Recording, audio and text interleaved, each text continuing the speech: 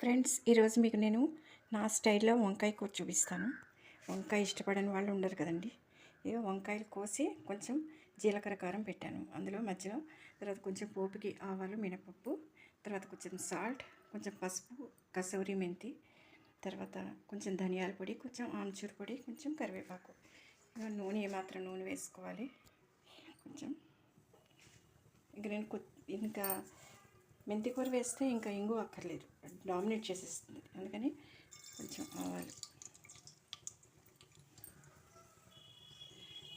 వేసుకుని, అంటే వంకాయ మన ఇష్టం అనుకోండి, ఎన్ని రకాలైనా చేసుకోవచ్చు. కానీ ఎప్పుడు రోజు ఒకేలా చేసే కంటే మన ఇష్టమైనట్టు టేస్ట్కి తగినట్టు అన్నీ కొన్ని ఇంగ్రీడియంట్స్ కలుపుకొని చేస్తూ ఉంటే బాగుంటుంది.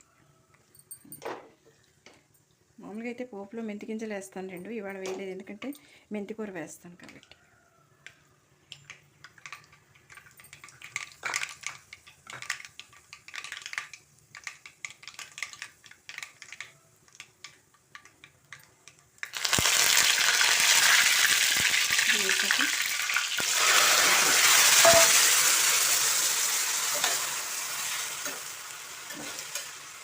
ముందే కొంచెం వంకాయకి వేస్తే సాల్ట్,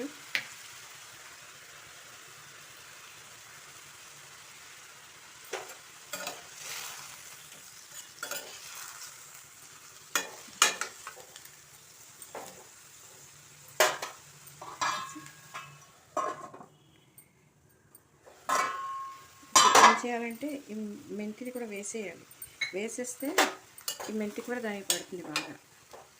మెంతి కూర దాంట్లో పడుతుంది సరే, అప్పుడు రంగు మారిపోతున్నాయి, 10 నిమిషాల్లో ఉడికిపోతాయి. చూడండి, ఇలా పెట్టేసుకోండి. ఫ్రెండ్స్, ఇప్పుడు వంకాయ ముక్కలు ఇంకోటి చూడండి యాడ్ చేశాను. నాకు గుర్తుకొచ్చింది, బీరువా సర్దుతుంటే కారపొడి దొరికింది.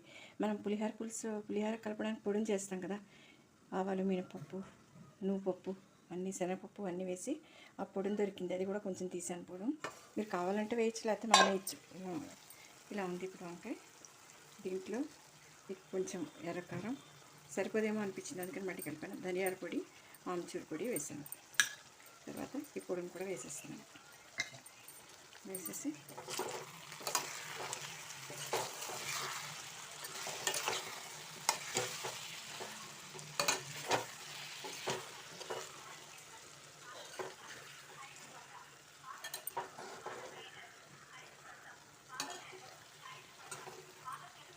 మామూలుగా అయితే నేను ఒక చేతితో పట్టుకుని తీస్తున్నాను కెమెరా, ఆ స్టాండ్ జారి పడిపోతుందని. చూడండి, ఇలా చేసి ఇలా చేతితో కలిపేయచ్చు కావాలంటే.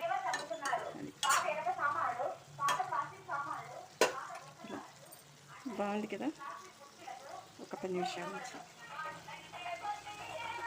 ఆపేయచ్చు.